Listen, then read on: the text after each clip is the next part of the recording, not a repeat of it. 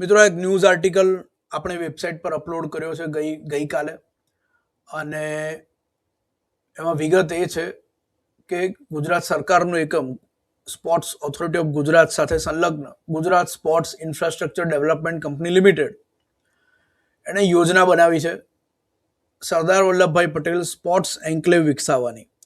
અત્યારનું જે હયાત નરેન્દ્ર મોદી સ્ટેડિયમ છે, ક્રિકેટ સ્ટેડિયમ મોટેરાનું, એની સાથે સાથે આ આખું એક ભારતનું સૌથી મોટું integrated sports complex sports enclave એ અહીં ઊભું થશે.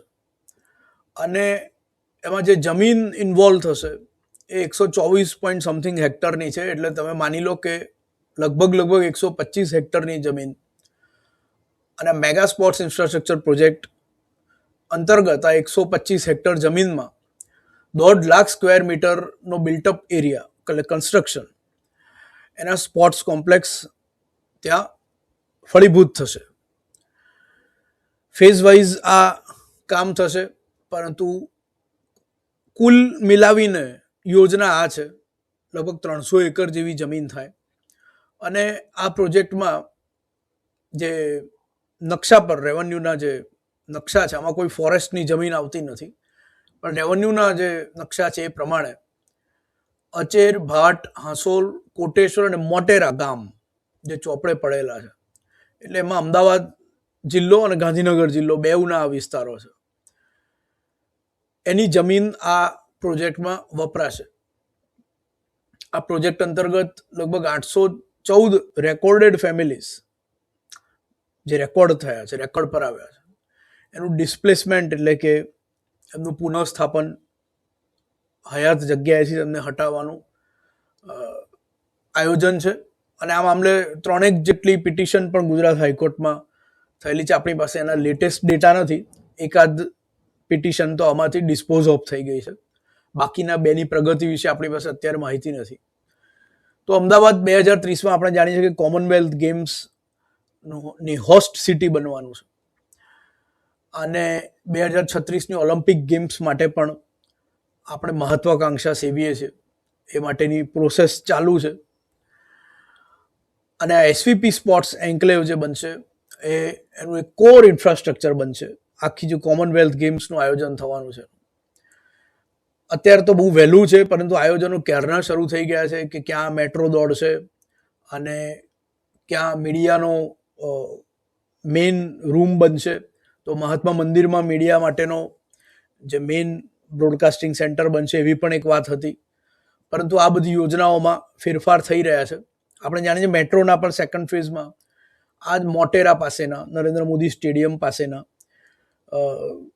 કોટેશ્વરથી નદી પાર કરીને સામેની તરફ એરપોર્ટ પર આખી એક મેટ્રો લાઇનનું નિર્માણ થશે. એમાં સ્ટેશન્સ પર આવશે, એમાં અંડરગ્રાઉન્ડ સ્ટેશન્સ પણ હશે. એટલે તમે પ્લેનમાંથી ઉતરીને સીધા જ આ સ્થળે આવી શકશો અને ત્યાંથી આગળ બીજી મેટ્રો બદલી શકશો. તો હવે ઘણા બધા પ્લાનિંગ્સ ચાલે છે. એક બીજી બાબત એ છે કે અર્લિયર 6,000 કરોડનો અંદાજ હતો આ આખા સ્પોર્ટ્સ એન્કલેવને વિકસાવવા માટેનો, પરંતુ લગભગ હવે 4,000 કરોડની આસપાસ ઓપ્ટિમાઇઝ કરીને એ આંકડો લાવવામાં આવ્યો છે. જેમાં કેટલાક સ્ટેડિયમ્સ ટેમ્પરરી હશે અને કેટલાક પરમેનન્ટ હશે. આ સાથે જ આપ આ નકશામાં જોઈ શકો છો. આમાં મેં જે વિસ્તાર કયો જેટલા હેક્ટરનો જે આમાં ઇન્વોલ્વ થશે આ પ્રોજેક્ટમાં એનો જ આ નકશો છે. અને એમાં હાઉસિંગ પણ આવી જશે, એથ્લેટ્સ માટેના, અને ઇન્ડોર અરેના પણ આવી જશે, એક્વેટિક સેન્ટર પણ આવી જશે. આપ જોઈ શકો છો કે એમાં સાબરમતી રિવરફ્રન્ટનો લગભગ 2 કિલોમીટર જેવો અંદાજે, આ આંકડામાં ફેરબદલ શક્ય છે, પણ લગભગ 2 કિલોમીટર જેવો આખો જે નદીનો ફ્રન્ટ એરિયા છે એ પણ આખા સ્પોર્ટ્સ એન્કલેવને મળશે. તો વોલીબોલ, બાસ્કેટબોલ, ક્લાઇમ્બિંગ અને ફૂટબોલ, એક્વેટિક સેન્ટર, આ ઘણી બધી ફેસિલિટીઝ આ સરદાર પટેલ સ્પોર્ટ્સ એન્કલેવમાં હશે એવું આપણે માનીએ છીએ. અત્યારે હજારો સ્પેક્ટેટર્સ, જોવાવાળા દર્શકોને સમાવી લે એવી આ ફેસિલિટીઝ હશે. તો જો આ આખા વિસ્તારમાં આખું ડેવલપમેન્ટ થવાનું છે. બધા મેટ્રો પણ આવી રહી છે પાછી કોટેશ્વર મેટ્રો સ્ટેશનેથી એરપોર્ટ તરફ જવાની, અને એ રીતે એરપોર્ટ પણ હવે પછીનો જે મેટ્રોનો ફેઝ આવશે એમાં શક્ય છે કે મેટ્રોની મેઇન લાઇન સાથે અત્યારની હયાત લાઇન સાથે જોડાઈ જશે. આ સિવાય અહીં રબર બરાજ પણ આવવાનો છે, જેના પર પુલ પણ હશે. એટલે આપ સાબરમતી સાઈડથી શાહીબાગ સાઈડ જઈ શકશો. અને રબર બરાજ એ પાણીને રોકવા માટેનો પણ મોટો પ્રોજેક્ટ છે, એનો આપણે એક અલગ વિડીયો બનાવ્યો છે. આ સાથે સાથે રિવરફ્રન્ટ પણ અહીં આવી રહ્યો છે, રિવરફ્રન્ટનો નેક્સ્ટ ફેઝ. અને એના કારણે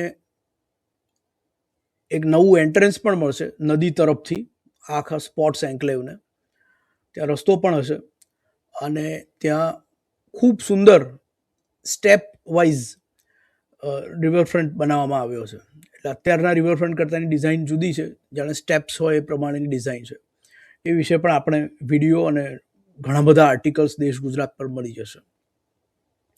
તો આ બધું જ આ વિસ્તારમાં થઈ રહ્યું છે.